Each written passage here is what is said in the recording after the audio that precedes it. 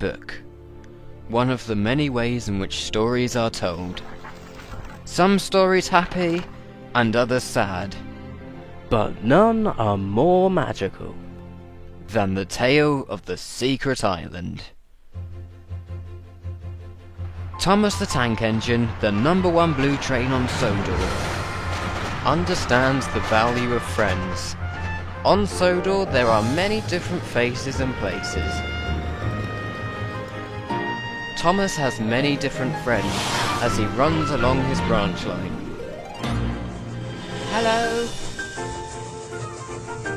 Thomas loves his jobs on his branch line, but sometimes he can get a little bored and longs for a change. And today, he got one. Thomas saw Gordon, Henry and James. Hello, what are you three talking about? Said Thomas. We're talking about the VIP, said Gordon. The one I'm taking later. Well, tomorrow. Rubbish. No, you're not.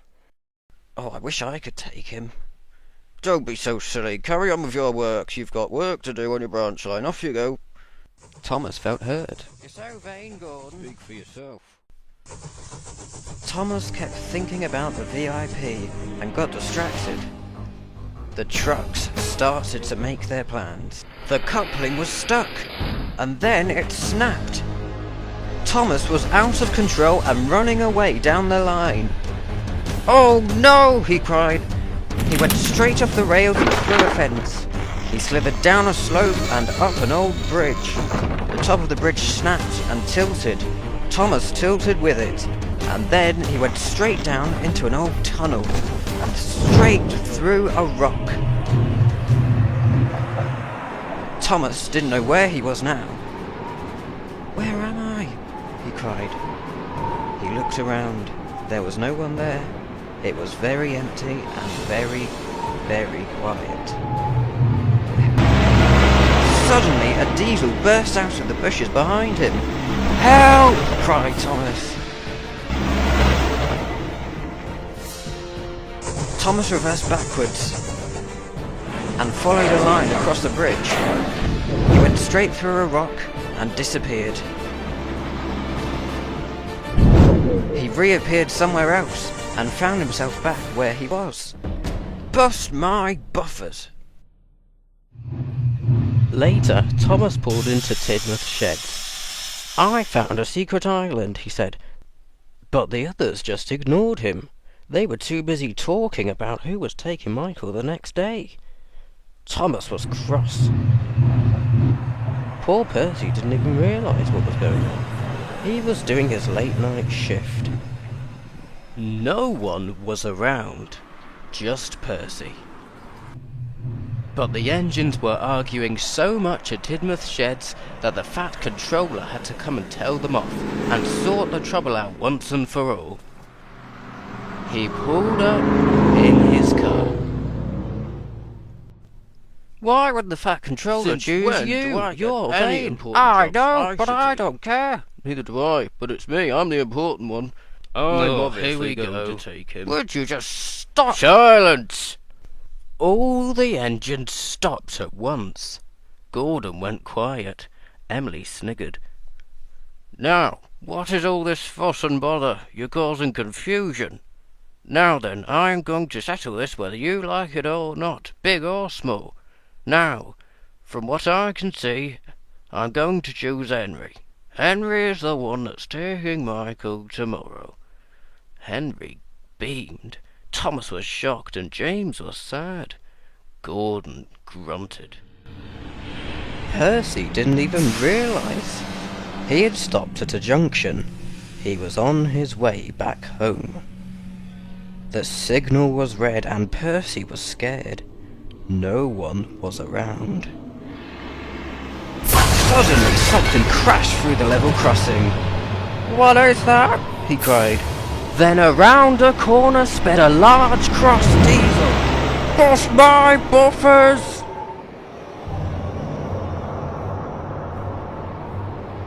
The fat controller was on his own as well. The diesel glared at the fat controller's car. The fat controller crossed crossed the level crossing and stopped.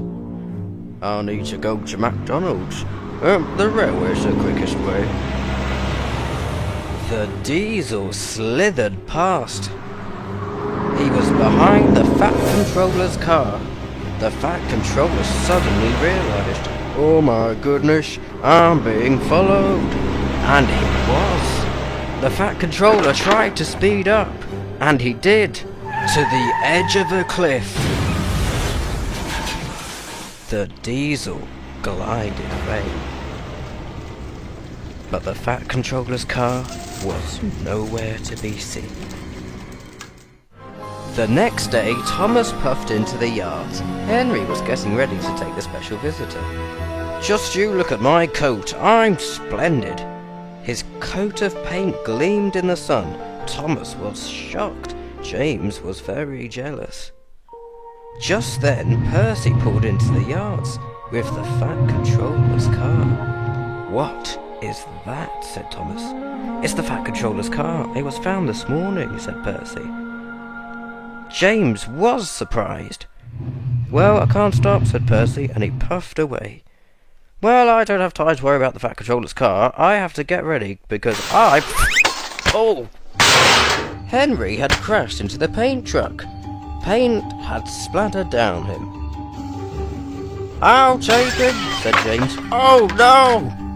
James had derailed. "It's my turn now," said Thomas. "I'll take him." "Look out!" cried Emily. But poor Thomas had derailed. "Bother! Silly pond!" Thomas was disappointed. "I'll take him now," said Emily, and she puffed away.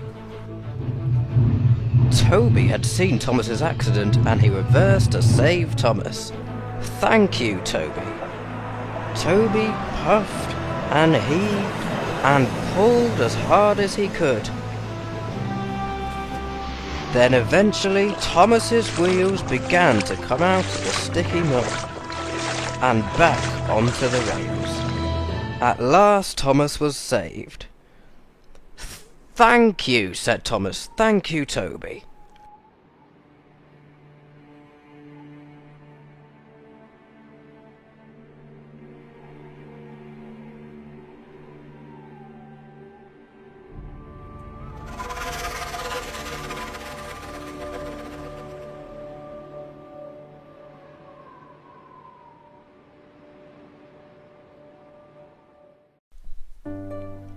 Emily was collecting Michael.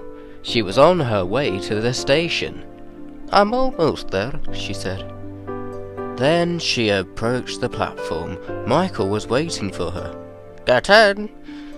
And Emily steamed away.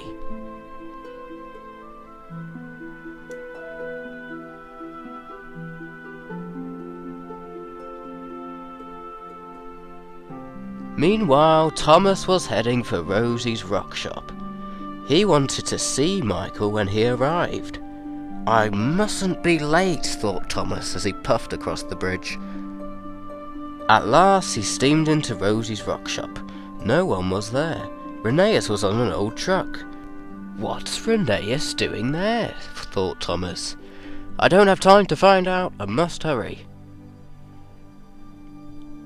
As Thomas puffed along, he was worried. "I hope Reneeas is all right," he thought. At the yards, all the engines were waiting for Michael. They were all talking about him when at last they heard a whistle. "Here she comes," said James, and in pulled Emily with the special coach.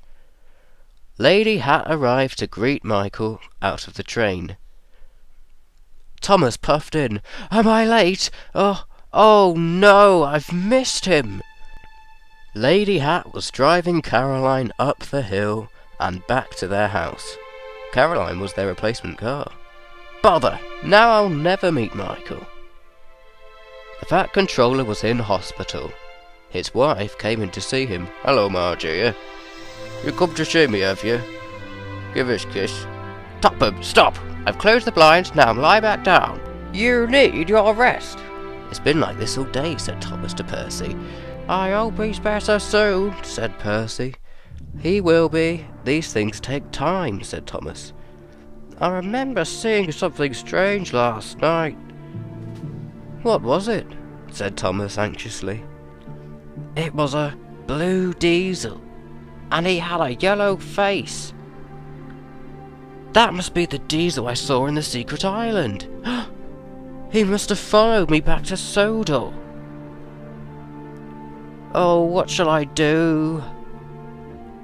Thomas, he means trouble. You need to sort this out.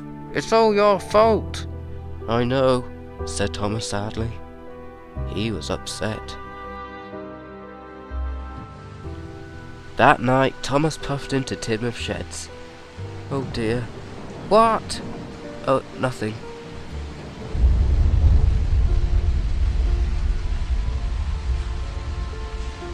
James, where are you going?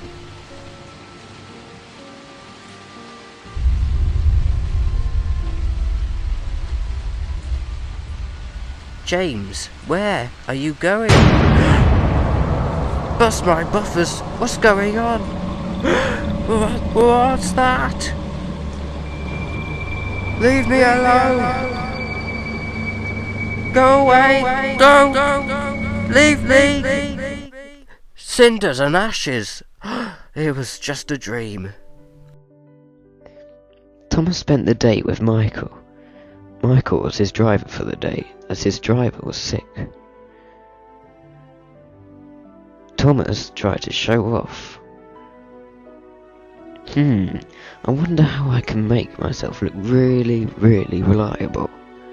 Thomas didn't know how, but he set to work anyway. I must go slowly and steadily, said Thomas. Then he arrived back at Rosie's rock shop. Reneeas was on the sidings. Thomas stopped. So, what's wrong with you? Said Thomas. I don't feel good, said Reneeas. I don't know what it is. Oh, I must find out what it is, said Thomas. Goodbye, Reneeas. Goodbye. Thomas set off down the line.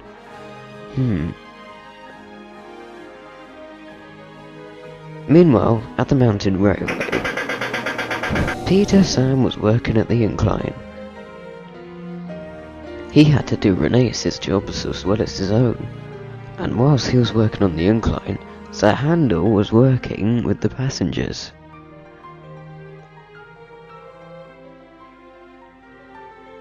Thomas arrived at the station to speak to him. Oh, hello, Thomas. Is Reneeas better yet? Said Thomas. No, he doesn't stop moaning. He's really fussy, he is.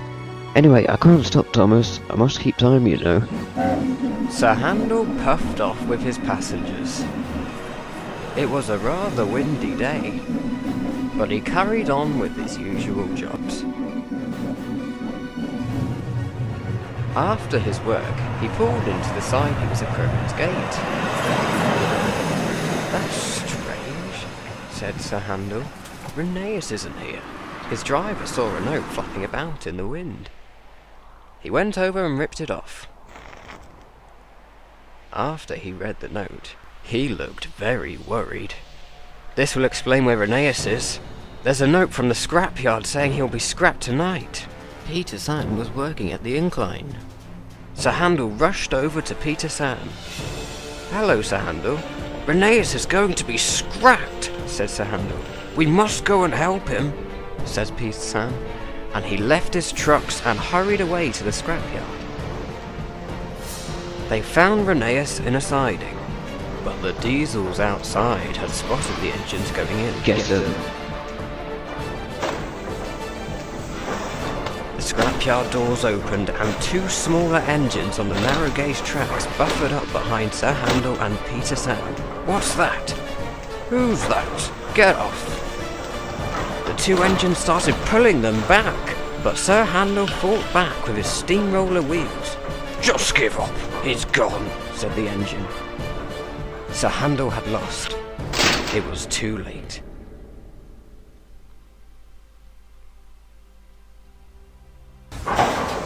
Reneeas. was in pieces.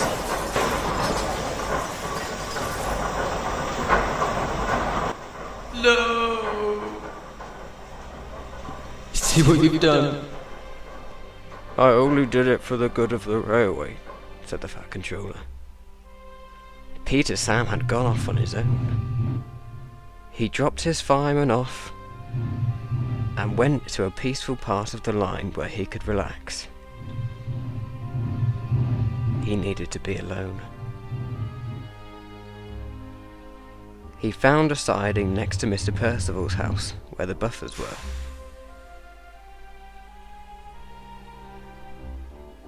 "I don't come here very often," he said. "It's nice and peaceful." Then Thomas arrived. "Hello, Peter Sam. Reneeas has been scrapped." "What?" said Thomas. "Oh my goodness." Just then some pieces of debris flew past them. "Oh my goodness, what is that?" The orange pieces flew into the buffers. "They must be magic buffers," said Thomas. "Magic buffers?" "Yes, they must go to the secret island. I've been there before." "That must be where the other engines are. I must go there." "Be careful, and I'll meet you there," said Thomas. "Okay." "I'm nervous," he said, "but I'm going to save Rusty, Scarlowy, and Duncan. I could save these friends." Then he disappeared. Thomas knew he would have to meet Peter Sam, so he raced off down the line. It won't take long, don't worry, Michael, he said. But Thomas didn't notice a light in the distance until it was too late. Michael stopped Thomas and they reversed into a siding. Just in time to see the diesel roll past. "Bust my buffers," said Thomas. That diesel means trouble. Peter Sam had arrived in the secret island. The track he was on was flooded. He didn't like it at all. Everything was overgrown and very deserted. "I hope Thomas finds me," said Peter Sam, as he struggled on through the water. The track sunk into the marsh, but he pressed on. "I hope my friends are here, otherwise, I don't know what will happen to me." Buildings were deserted, and old trucks lay by the tracks.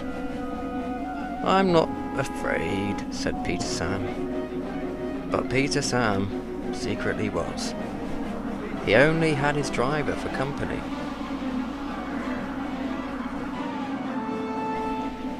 "Maybe I am a bit then," he said to himself. His driver stopped him at a junction. They could hear a noise in the distance. "I can hear wheels rolling," he said to his driver. They looked around. Suddenly, they could hear the noise coming closer. "Oh no," said Peter Sam. "At least I've got my driver." Then a light shone from down the line. It was only Duncan. "You scared me," said Peter Sam. "I need your help," said Duncan. "The other engines do. I can't help them alone." "Why?" "They've been trapped. Can you help? Please, I'll show you where it is." "Of course," said Peter Sam. "If you show me the way." "Of course I will," said Duncan. And the two engines set off down the line. Further down the line, Rusty was derailed with Scarlowy. They couldn't move and they needed help. "I can hear an engine." "So can I. I hope it's not the diesel." Luckily it wasn't. It was Duncan and Peter Sam. "Thank goodness you're here. You must help." And so they did. Their drivers attached chains between both engines, and soon they were reversing to pull them back onto the tracks. Thank you. Both engines were very grateful, but Peter Sam was very curious. "What's in that old shed?" he said to them. Listen, Peter Sam, we don't mean to be rude, but we're not here to explore. We must get out of here. But Peter Sam was too curious, and he went down an old line. His driver coupled up to an old object. He started pulling it out. The object rattled as they pulled it out. They didn't know what it was until they could see his nameplate. And on the side read Duke. It can't be. "Oh, hello," said Duke. "Oh, Grandpuff, you're still surviving." "Oh, shut up," said Duke. "Now come on, we need to get out of here." "Yes, we do, but we don't know the way." "What do you mean, you don't know the way?"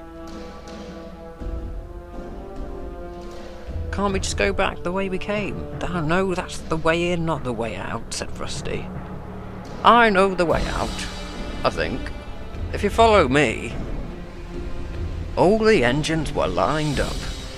Duke had to be pulled by Peter Sam.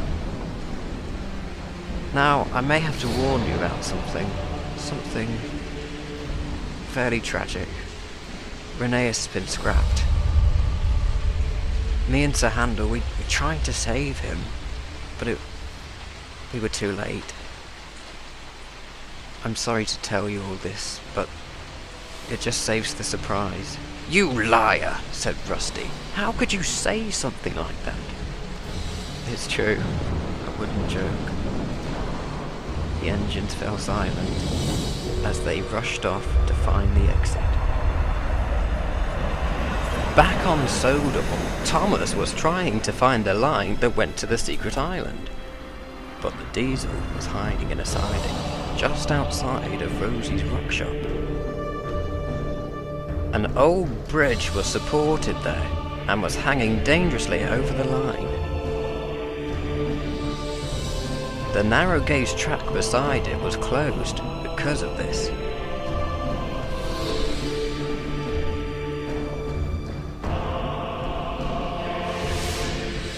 The Diesel was waiting for Thomas to arrive. As Thomas sped down the line, he crashed into the rock, and Boulder started moving. The chains came undone, and Boulder rolled towards the old bridge. It smashed into the support and fell over Thomas's line, just missing him.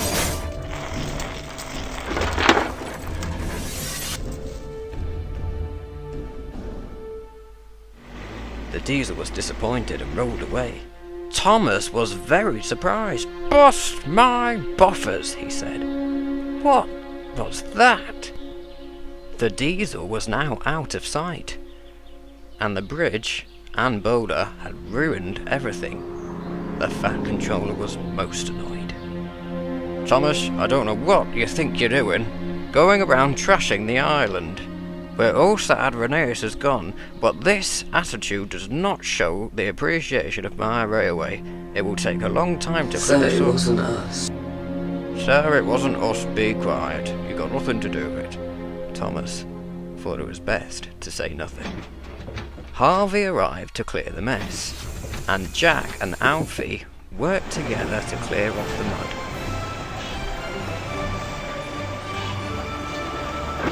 Jack loaded Percy's trucks full of mud and went back to get the rest.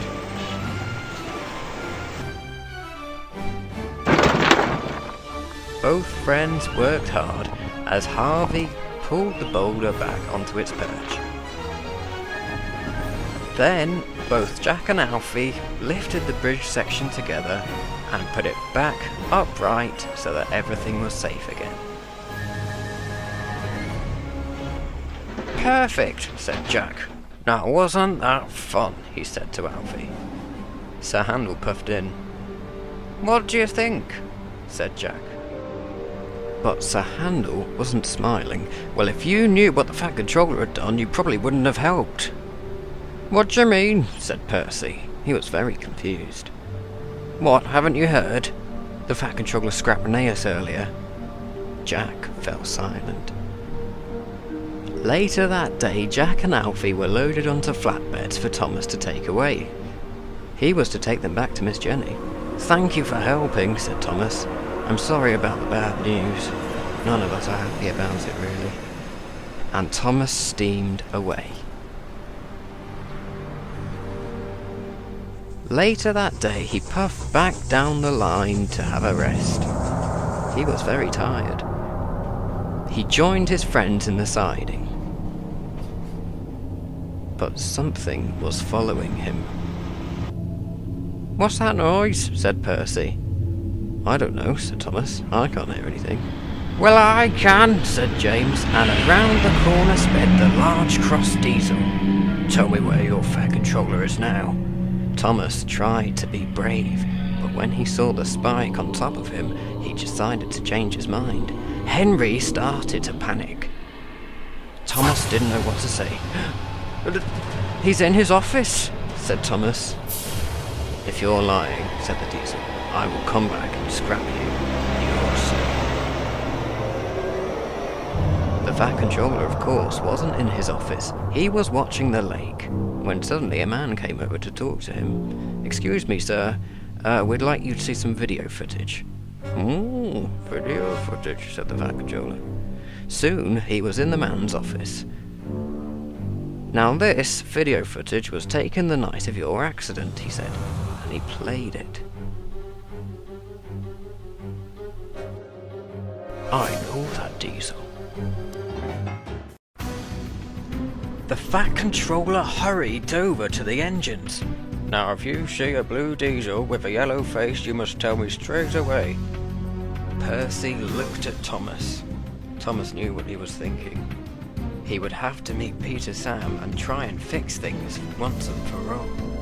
So that night he persuaded Michael to go to the secret island, and Thomas found the hill that he had gone down before. At last, he thought, I can solve things once and for all. He rushed down the old hill and up the bridge again, and into the secret island. "Here we go," he said. "This is the secret island, Michael," he said. "Now all I have to do now is find the way." "I hope I can find Peter Sam."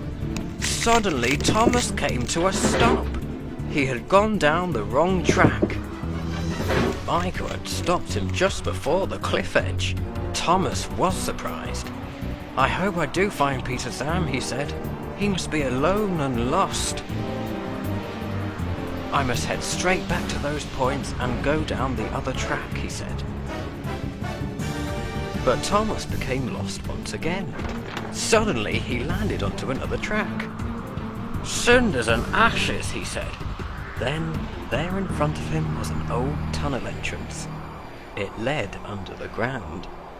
Thomas was very curious. He wanted to go inside, but after all he would have to ask Michael. "Do you think it'll be all right?" he said. This is the only way to go. We're going to have to go this way, Thomas. Thomas was pleased, but he was very nervous when he got to the entrance. "Bust my buffers," he said to himself. "Oh, help!" he cried. He rattled down an old track and managed to stop just as a chain caught hold of his funnel. He opened his eyes once more and realized that the chain had stopped him from verging into an object. The object was in fact an old engine lying on its own. Thomas was surprised. Michael unattached the chain from his funnel to free him. "Can you help me get out of here, please?" said the engine. "Yes, I can," said Thomas, and he buffered up to the engine and started pushing him out. Thomas crashed through some bushes and out into the open air. "My name's Thomas, by the way," said Thomas. "And my driver's called Michael. He's very kind." "My name's Stanley," said the engine. Meanwhile, back on Sodor, all the engines were looking for Thomas. They knew the diesel swore revenge if he was lying about the fat controller. And Thomas was being followed by the diesel. He had gone through into the secret island once more. "Stanley, we're being followed," he cried. But Stanley's old coupling could not hold, and it snapped. Stanley headed straight towards the old bridge. "Oh no," he cried. The bridge started to creak. It bent in the middle, but luckily Stanley made it back through the magic rock. The bridge had now swayed to the side, and Thomas wouldn't be able to cross. It suddenly gave way.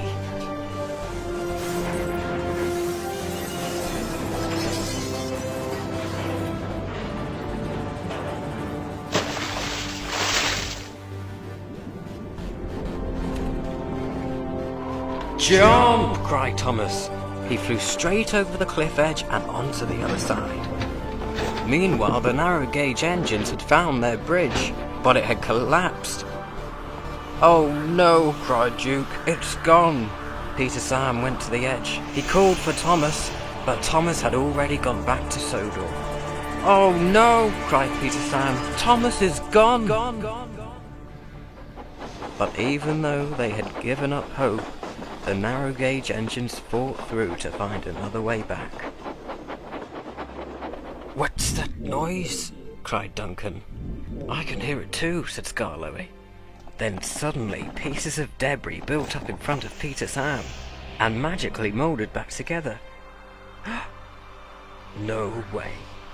That's impossible." "No it isn't," said Reneeas. "He's back." On Sodor, Stanley had just come through out of the magic rock. He was waiting for Thomas to come too, but he feared he may not have made it. Suddenly he heard a rush, and out came Thomas.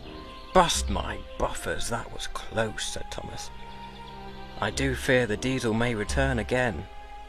"Something tells me that there are more ways to get there." "Thomas, calm down," said Stanley.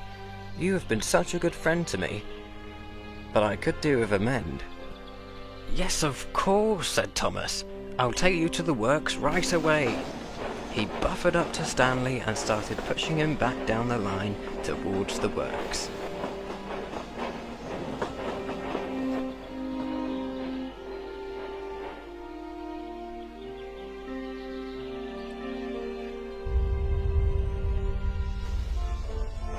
Stanley pulled into the works with Thomas.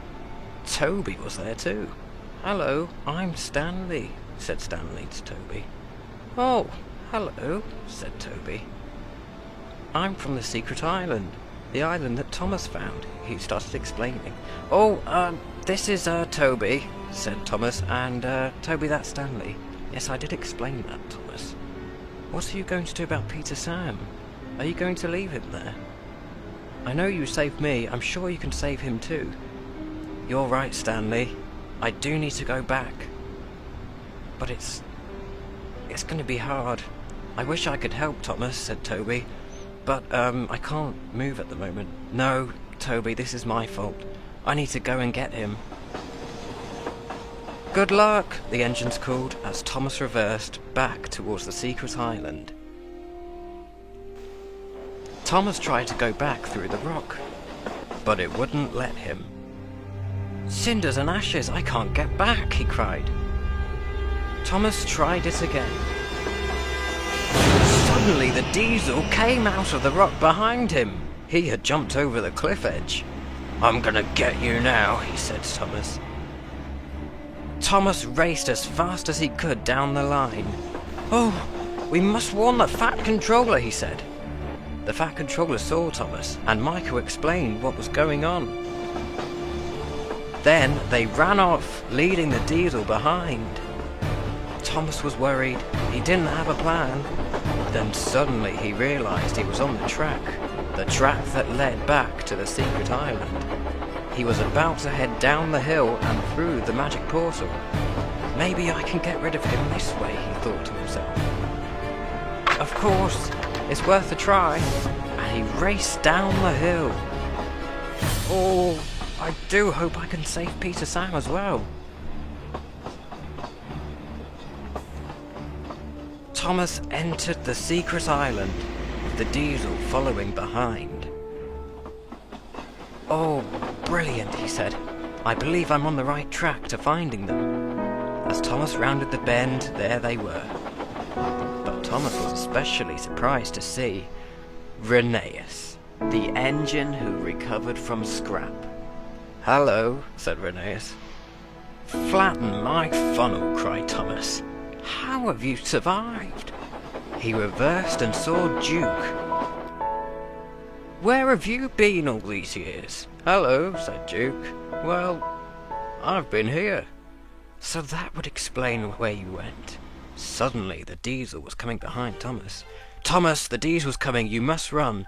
"Okay, I need you to look for another bridge. It will lead back across the line. I saw a narrow gauge track where the rock is. Please, try." "You heard what he said," said Reneeas. "We must find another line. Hopefully there's another way back to Sodor."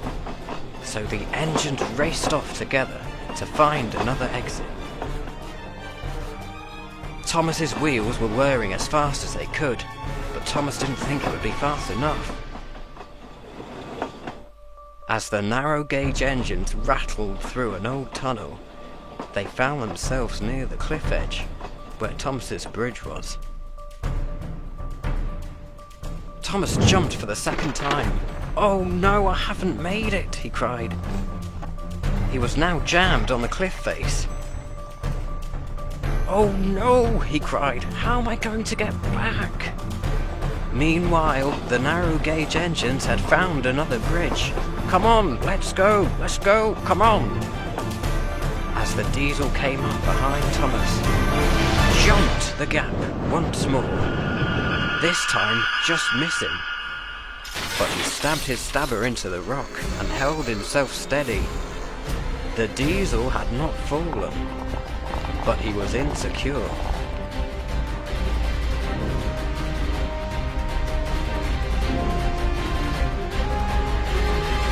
The rocks underneath Thomas's wheels started to crumble. They flew past the diesel and splashed into the water below.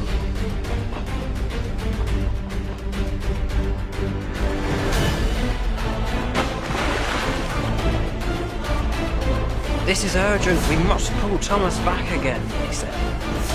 They veered round to where Thomas was waiting. But the diesel started to pull himself back up with the stabber.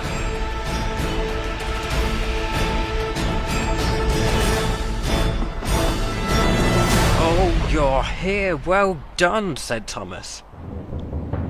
They used an old chain to couple up to Thomas, and were soon pulling him back onto the tracks. "Thank you," said Thomas. The little engine struggled as they tried to pull the big heavy engine back onto the track.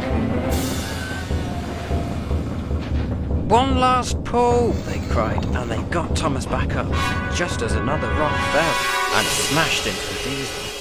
The diesel fell into the sea below and disappeared. The engines cheered. They had made it back to Sodor, and the diesel was now gone. Harold the helicopter found them. "Ah, good to see you, splendid. Ah, this is brilliant. How has this happened?" "By me," said Thomas. Soon, the news was spreading down the line. All of Thomas's friends had found out about Reneeas and Stanley. Thomas took Michael to see the Fat Controller.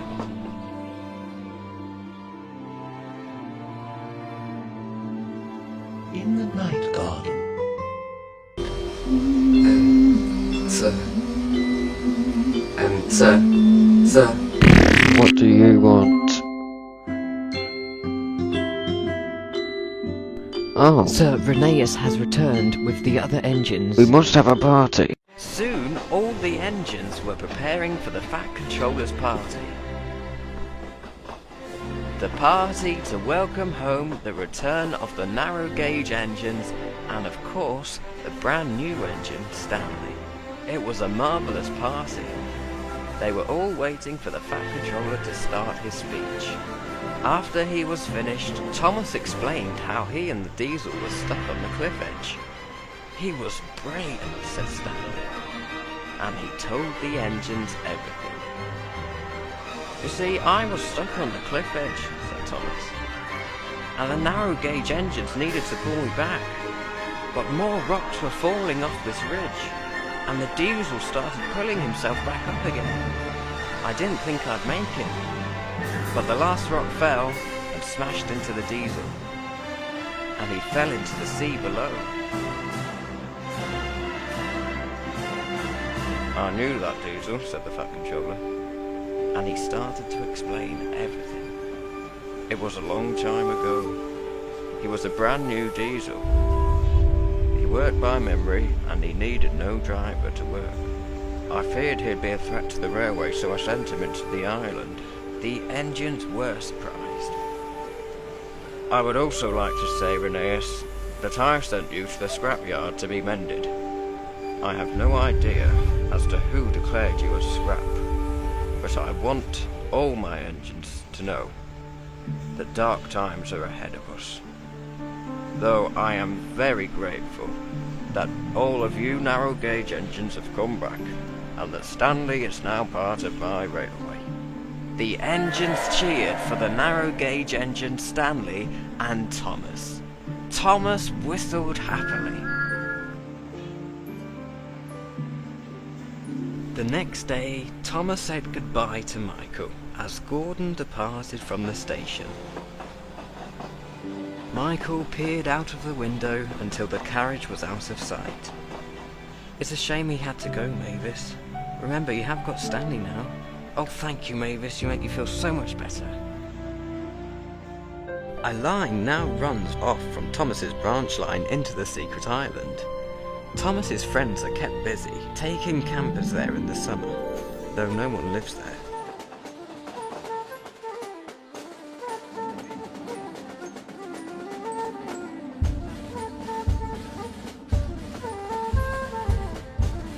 Thomas often wonders how fate had been on his side. Even so, it remains a mystery as to what saved Reneeas from scrap.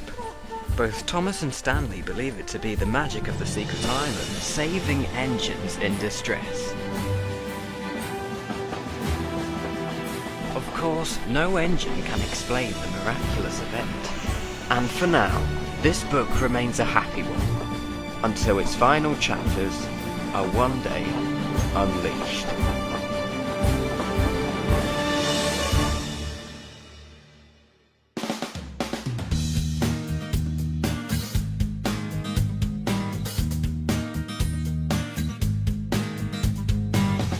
Thomas, he's a friend, he chuffed around the bend, found a brand new friend, and brought him home again. You know that he would pull through by being really useful. The secret island, magical world, where Thomas released a melody zone. Back and slowed on, the engines veered north. The Fat Controller was in danger.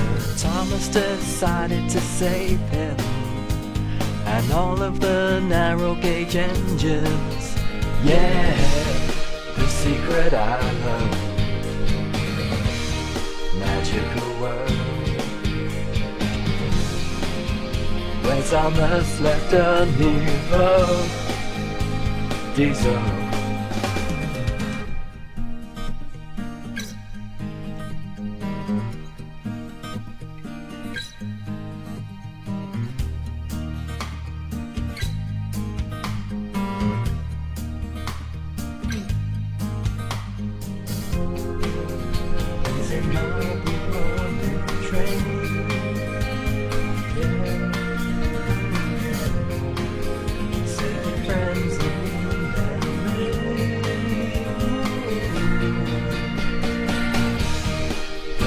Island,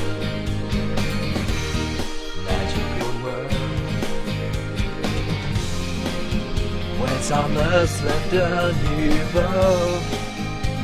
diesel. Thomas the tank engine, number one, ready for the action, every day. Every day, he will steam away.